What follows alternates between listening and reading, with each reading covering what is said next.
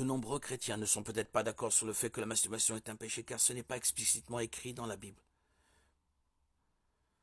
Mais les effets dangereux de la masturbation nous annoncent que c'est un péché et qu'elle a de très mauvais effets. La masturbation est aujourd'hui largement acceptée dans le monde. On dit que c'est une méthode privilégiée pour se protéger des maladies sexuellement transmissibles et pour éviter une grossesse. Beaucoup de chrétiens ont intégré cela en plus de... La masturbation consiste à se faire plaisir sexuellement.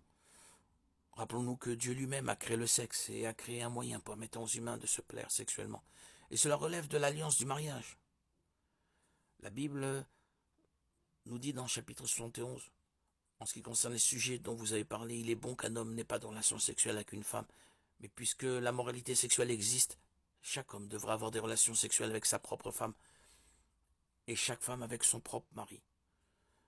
Le mari doit remplir son devoir conjugal avec sa femme et de même sa femme envers son mari. La femme n'a pas autorité sur son propre corps, mais elle le cède à son mari. De la même manière, le mari n'a pas autorité sur son corps, mais il le cède à la femme.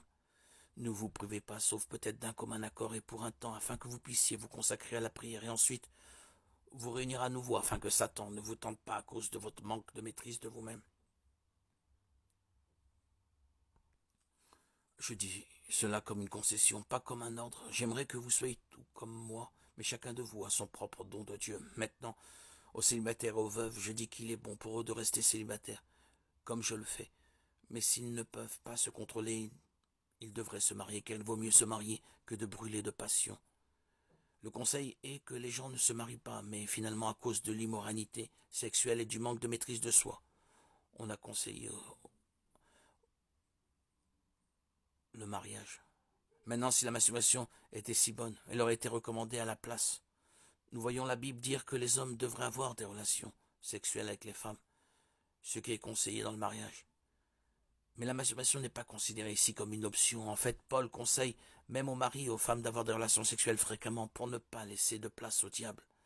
Il a dit que le mari et la femme n'ont pas d'autorité sur leur corps. Maintenant, qu'est-ce que cela signifie? Se pourrait-il que l'homme et la femme ne conservent pas la capacité de se plaire? Ainsi, la Bible dit que la seule manière acceptable de perdre le contrôle en termes de plaisir sexuel est d'avoir un conjoint avec qui pratiquer cette activité.